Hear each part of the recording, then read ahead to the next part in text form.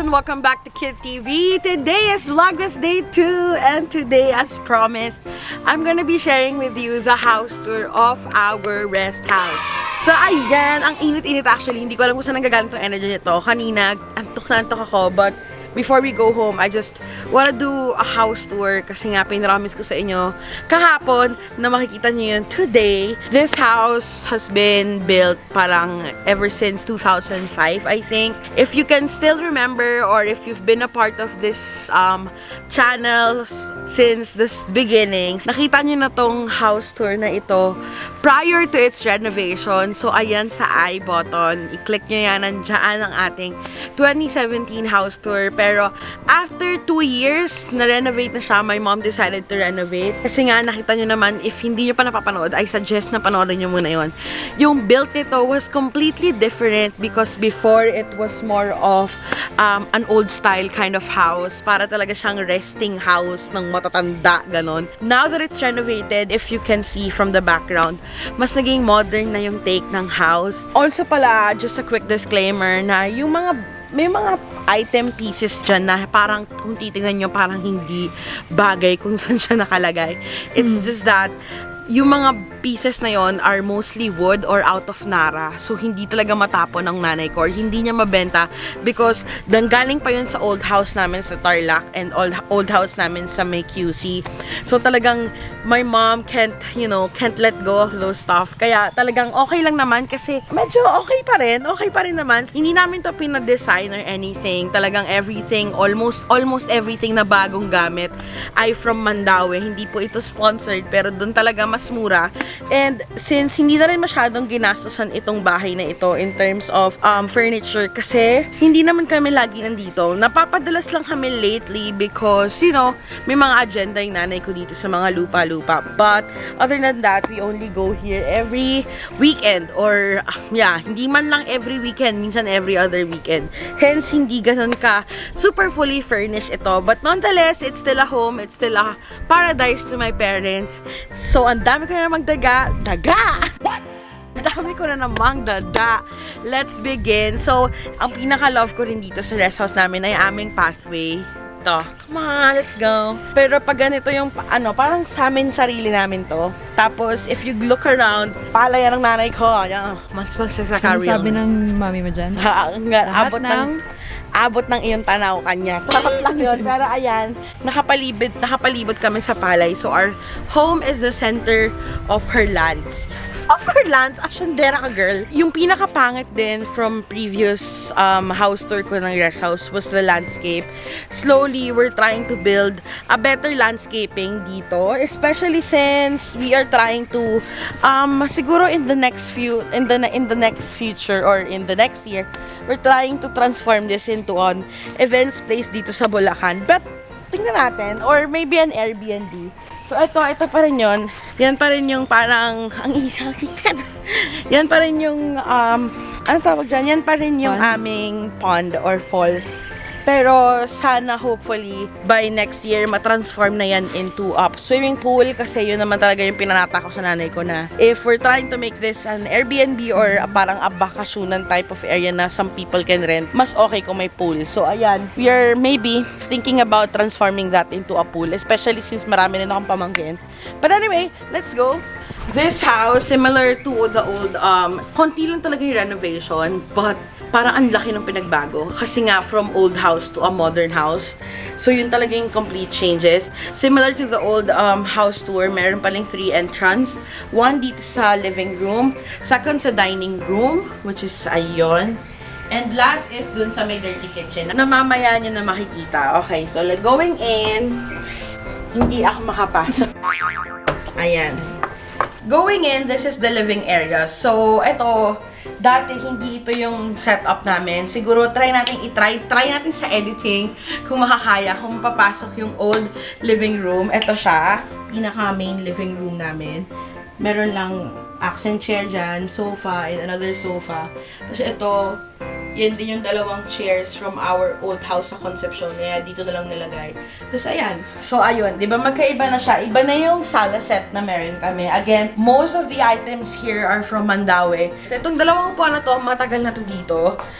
Ito ay nili-upholster na lang from bahay ng lolo ko or somewhere. Tapos yun din, old na rin yun, pinare-upholster. Parang ito yung mga nauusong Scandi type of chair. Pero wala lang dapat tong mga flower-flower. Kung plain lang yan, pasok yan na Scandi. And then, new carpet. We retained the old cabinet. So, ayan din yung setup nun. Kung meron mang nadagdag na nasa loob, siguro few items na lang yun nandyan. And then, this. Si Isla daw. Naputol kami because Isla, my baby, is so rowdy. If there's anything na sobrang talagang prized possession dito sa bahay na ito, ay itong family picture namin. When this photo arrived, this photo pala was taken during the golden anniversary of my parents. Ayan kami, kompletong-kompleto. Complete family. And when this photo arrived, I remember kami nila Cheng, El, at saka ni Van, ang nagdala nitong family photo na dito sa bahay. Pero nauna yung parents ko. Imagine, we arrived here at 11 p.m. and yet my parents are still awake because they were waiting not for me, but for this picture frame. So, sobrang importante yan. Mahal na mahal ng mama at ng nanay at tatay ko yan. Every morning, lagi silang nagkakape dito. Tapos, tinitingnan yan. Siguro, okay na tayo sa living room. Simpleng-simple lang naman yan. But going to this other side, siguro close ko na rin to. If you can still remember, dating setup nito, like, this spot will always remind me of my parents. Kasi sila, pag pumupunta kami dito, after namin mag-lunch, or like, bago kami mag-lunch, dito mo sila automatically makikitang nakaupo. Lagi lang nila pinagmamasdan yung labas. Tinaasan kasi yung bintana dito. As you can see, before it goes all the way from here. So, since tumaas na, hindi na ang weird na maglagay ng table dito na same height. Kasi ang nakaganyan, girl, parang ano ba yun? Ang pangit. Hence, dito napunta yung aming old sofa, wooden sofa.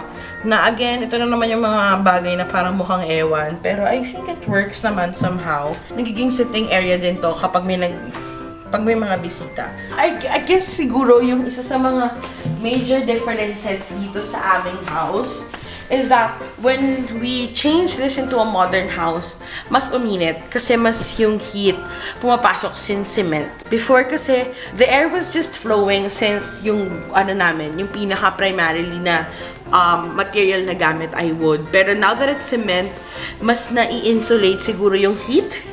Tama ba yung term? Insulate? Basta na mas na-absorb na yung heat. Ganyan. Here sa dining area, not much has changed. Same pa din yung aming dining table and the two china cabinets are still the same.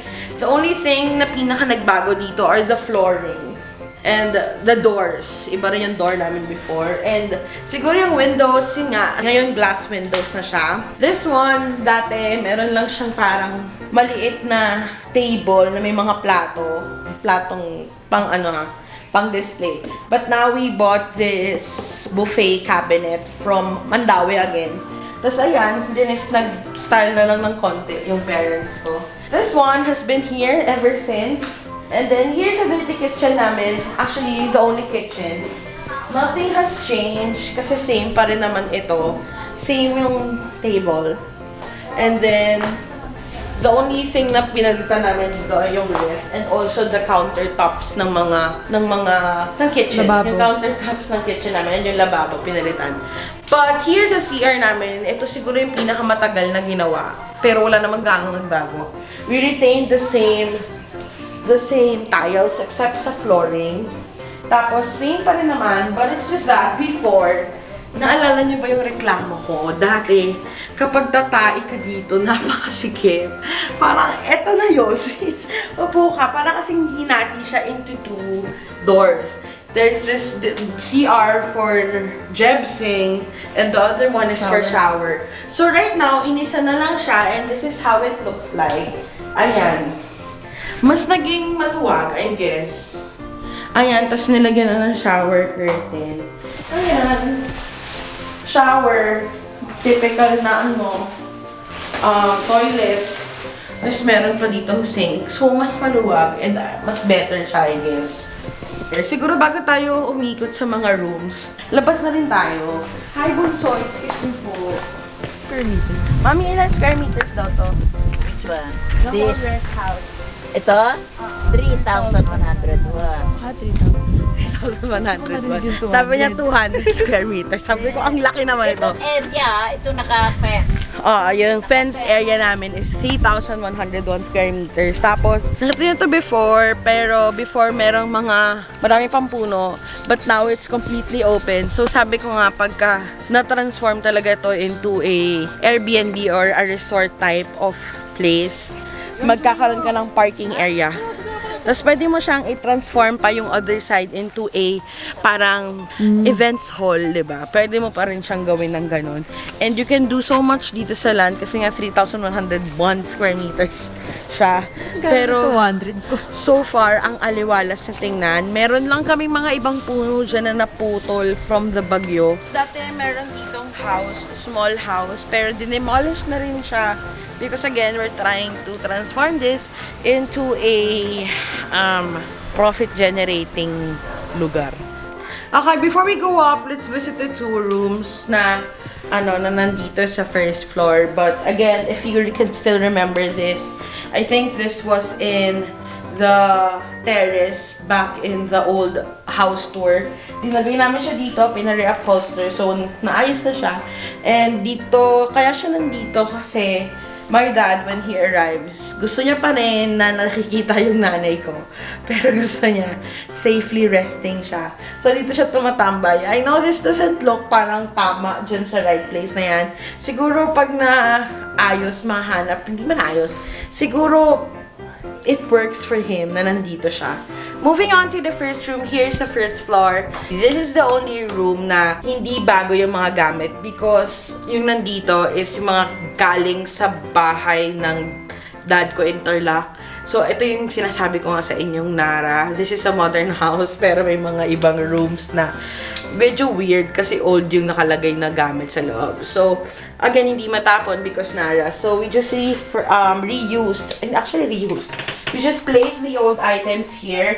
So, this is the bed. And then, yung dalawang night table. But this one, ito na yung matagal lang nandito. Ever since the world begun, nandito na to. And we have aircon. Tapos, ito yung curtain niya. And then, before, the windows are quite huge. Tapos, mababa. Pero ito ngayon nga, naka-glass window na lahat with grills. So, ayan, tanaw mo yung nasa likod. Now, we move on to the other room. Yung other room, ito yung from the previous video. May dalawang kama na single. Sobrang sayang because yung kama na yon before, customized yon.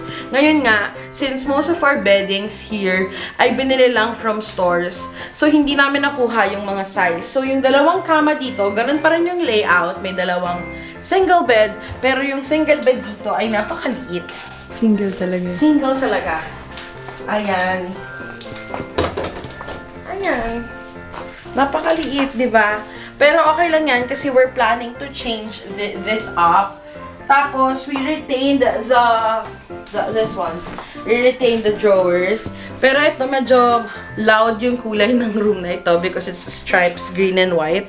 And then, pag nandito yung mga brothers ko, yung family nila usually nandito. Kasi naglalatag sila sa gitna. And malamig naman yung aircon, so sobrang goods. So yun, this is the two rooms dito sa baba. Now, tara, akyat tayo.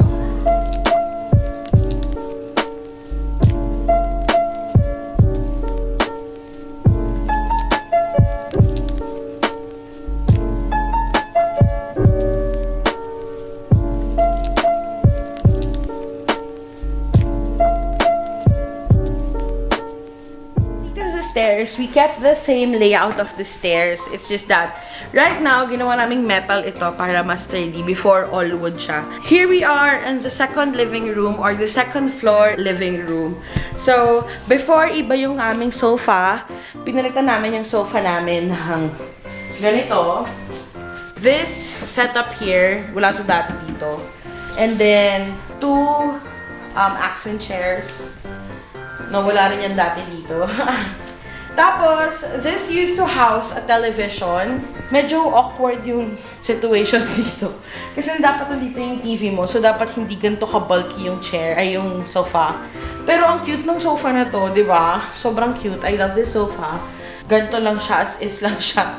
Again guys, ito nga, sinasabi ko sa inyo, may mga ibang parts dito sa house na to na biglang magkakaroon ng antique. Wala talaga mapaglagyan. Like this one. This is a vanity set. Ang labo, may vanity set dito. Tapos may upuan pa. Fun fact, dito talaga nag-aayos yung mom ko.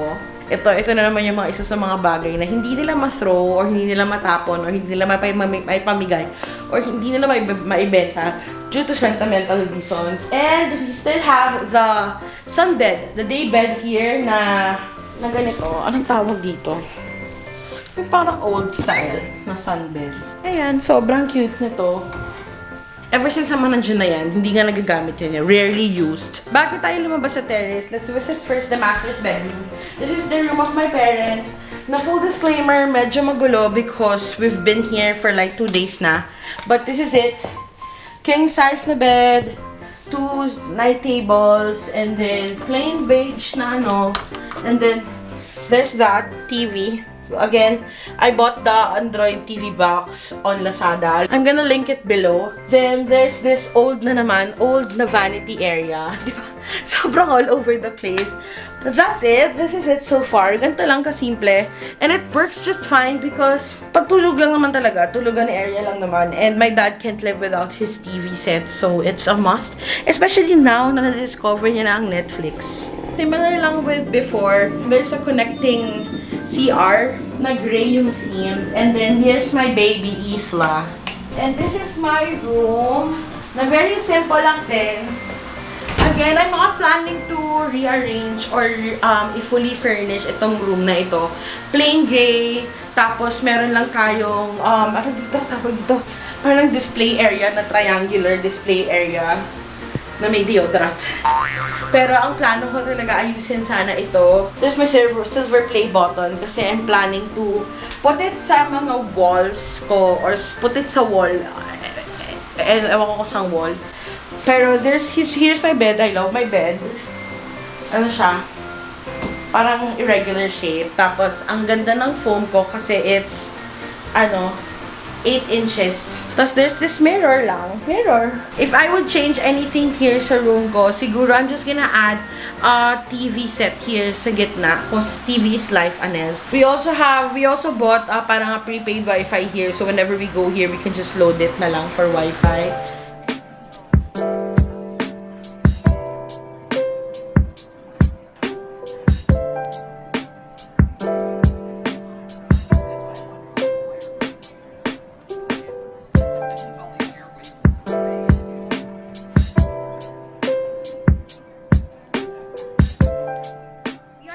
Last part of our house tour. Super quick. Hindi ko alam kung mabilis ba yung house tour natin. Pero yun, simple house tour is our veranda or terrace, which I super love. Meron lang tayong mga tables and chairs on the side. Cute na cute. Very summer vibes. And then we have this dining set na out of place na naman. But this one is Nara again. So, sobrang hirap i-let go. So, okay lang naman. It works just fine. And then, we have here, the other side of the terrace. Na, ayan, may bar area dito. Tapos, may sunbed na naman dun sa dulo. And then, just the view is just so great. Tingnan nyo naman.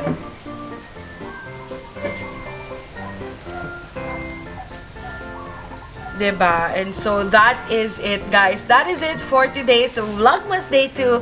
I hope you guys enjoyed this. And I'll see you tomorrow for Vlogmas Day 3. If you have any video suggestions for our Vlogmas episode, do comment it below. And that is it. See you tomorrow. Bye!